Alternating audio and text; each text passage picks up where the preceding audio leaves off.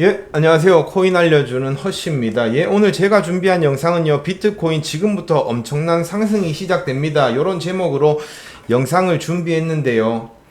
지금 영상 제목 이런 식으로 해서 뭐 상승한다, 하락한다 예측하는 사람들은요, 다 사기꾼입니다. 예.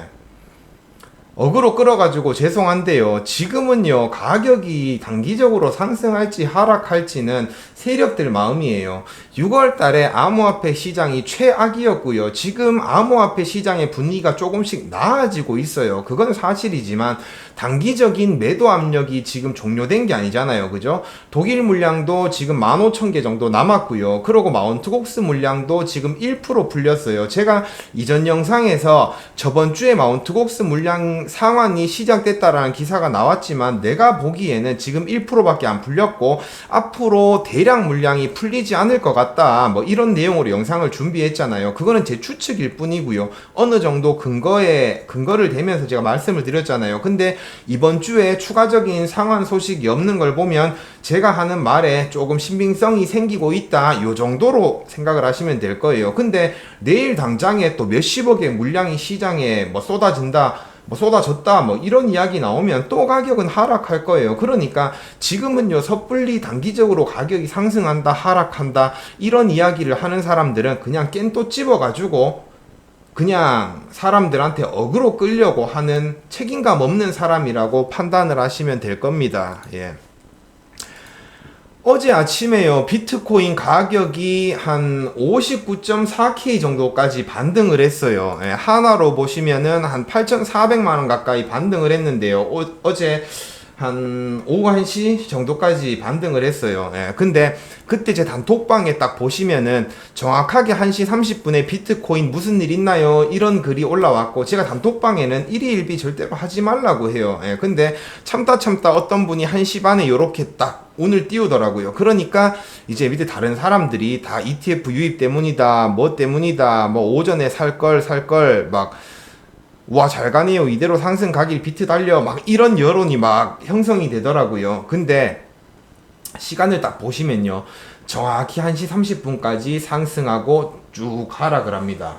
예. 설레발은 과학이에요. 설레발은 과학이고, 플러스 사람들이 뭐 어느 위치까지 가면, 어느 높이까지 가면 가장 큰 공포감을 갖는다, 뭐 이런 이야기 들어보셨잖아요. 그러니까 이 비트코인도요, 가격이 올라가고 하락하는 데 있어 가지고 사람들이 가장 흥분할 때가 있고 또 가장 공포에 질릴 때가 있는 겁니다. 그러니까 세력들은 그런 타이밍들을 잘 알겠죠. 그러니까 그런 걸 이용을 많이 할 겁니다. 예, 그래서 지금 이때 이제 뭐 찐반등이다 싶어 가지고 막 이렇게 선물 매매하고 롱 잡고 하셨던 분들은 지금 또 다 손해가 나셨을 거라는 거죠. 예.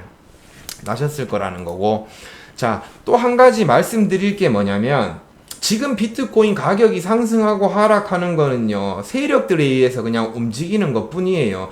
제가 이전에 영상에서 말씀드렸던 것처럼 ETF 자금이 막 유입될 때 CME에는 숏 포지션이 엄청 많이 늘어났다고 했잖아요.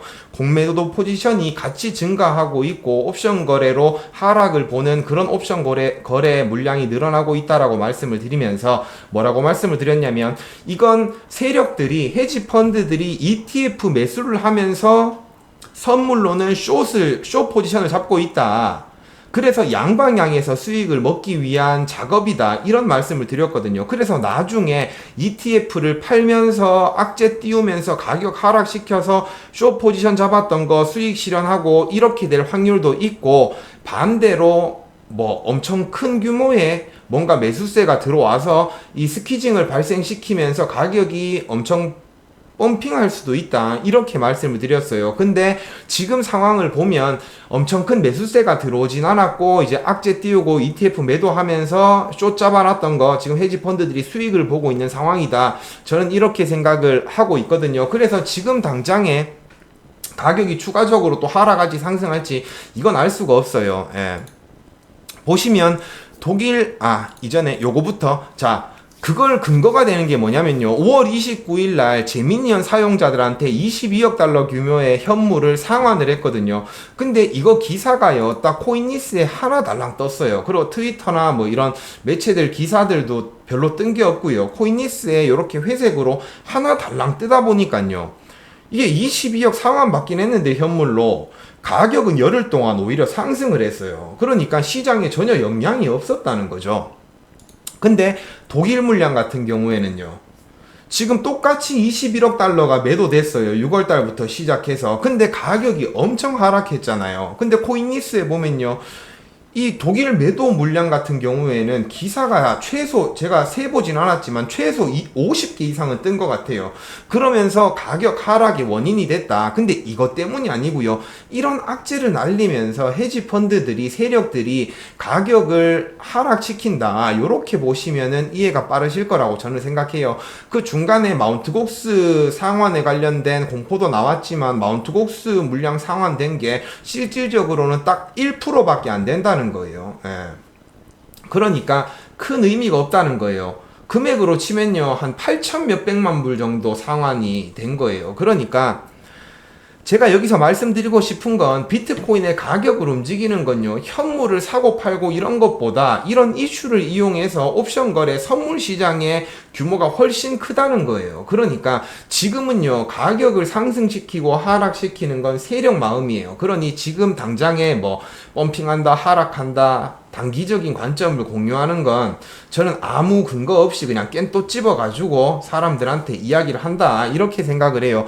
지금 뭐 이거 상승하고 있는 게 현물 ETF의 유입 때문이다, 이런 이야기를 하는 건요, 그냥 지금 뭐 상승은 하고 있는데 이유를 찾아보니까 마땅히 본인이 찾을 건 현물 ETF 유입 이거밖에 없거든요. 그러니까 그걸 근거로 대면서 상승하고 있다, 이렇게 이야기를 하는 거예요.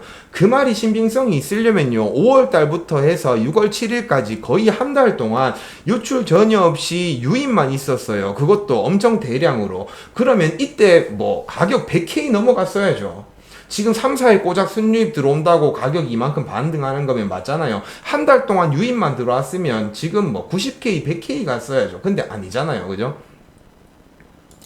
자, 긍정적인 소식은요, 제가 이전에도 계속 말씀드렸잖아요. 6월 달에는 지금 시장 분위기가 너무 안 좋았다면, 은행들도 그렇고 SEC 규제도 그렇고 뭐 시장 분위기가 엄청 안 좋았다면 7월은요 반격이 시작됐습니다. 암호화폐 기업들의 반격이 시작됐고요, 법원도 자꾸만 암호화폐 기업들의 손을 들어주면서 SEC를 뭔가 조금씩 힘이 약해지도록, 규제기관의 힘이 약해지도록 그렇게 하고 있어요. 그런 분위기란 말이죠. 근데 지금 최근에 어제죠, 어제 보면 암호화폐 시장에서 굴리는 돈들이 엄청 많아요. 한 2조 달러 규모의 암호화폐 산업에 영향력 있는 인사들이 워싱턴 DC에서 백악관 고위 관계자들을 만나가지고 바이든 행정부가 지금 암호화폐 산업에 대한 규제 강화를 하는 것을 되게 안 좋게 보고 있다, 뭐 이런 이야기들을 했다고 하거든요. 그래서 여기에는 한 30명 정도의 사람들이 초청을 받은 특별 회담이었고요. 여기에서 유명한 민주당 정치인도 왔고, 뭐 뉴욕 민주당 소속의 뭐 누구도 왔고, 리플의 CEO도 왔고, 그러니까 영향력 있는 사람들이 엄청 많이 참석을 했다. 근데 그 중에 주목해봐야 될 사람이 바이든 대통령의 수석 고문인 아니타 던도 이 회의에 참석을 했다. 그래서 던은 간단히 연설을 하면서 업계와의 대화가 가능했지만 지금까지는 조금 대화가 부족했던 걸 인정한다.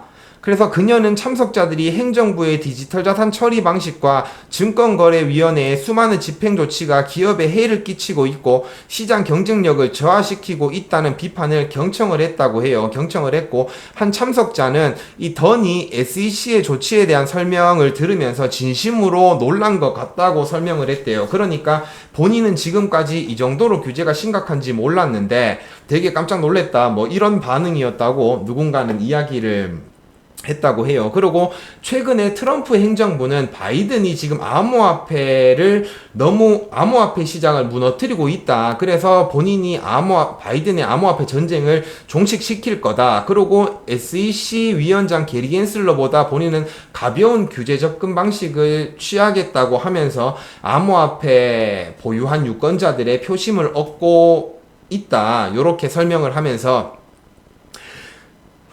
바이든 백악관과 민주당이 전반적으로 암호화폐를 지지하는 방식의 변화가 있을 거라고 생각한다. 이거는 마크 쿠반인가 되게 암호화폐 친화적인 사람이 있어요.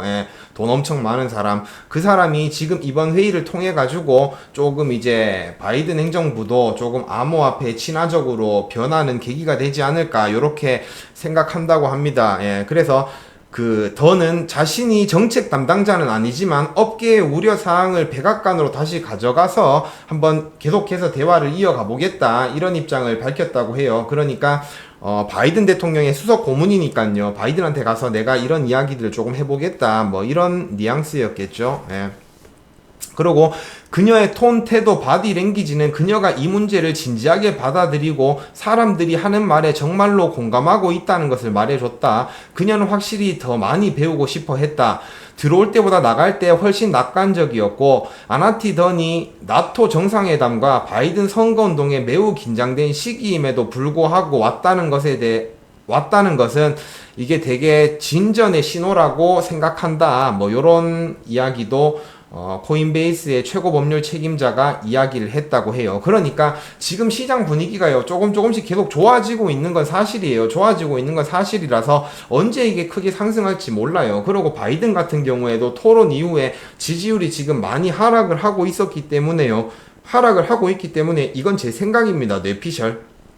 이전에도 제가 선거가 임박하면, 대선이 임박하면 바이든도 암호화폐 친화적인 발언을 하면서 조금 이제 표심을 얻을 거다 이런 말씀을 드렸잖아요. 그러니까 그런 분위기가 조금씩 나오고 있는 거예요. 지금 지지율은 계속 떨어지니까 여기서 가장 크게 지지율을 가지고 올 수 있는, 표심을 가지고 올 수 있는 건 암호화폐 유권자에 대한 표심이거든요. 근데 지금 트럼프는요, 사실 대통령이 아니기 때문에 할 수 있는 게 많이 없어요. 그래서 트럼프가 아무리 지금 좋은 이야기를 해도 사실 가격에는 큰 영향을 받지는 않아요. 근데 바이든은 다르거든요. 지금 대통령 같은 경우에는요, 이제 뭐 SEC에 대해서 조금 막 규제를 못하도록 막는다든가 뭐 이런 입장을 취하면 진짜 비트코인 가격이 갑자기 큰 펌핑을 할 수도 있어요. 근데 지금 제가 생각할 때는 머지않았다 그렇게 생각을 하고 있는 거고요.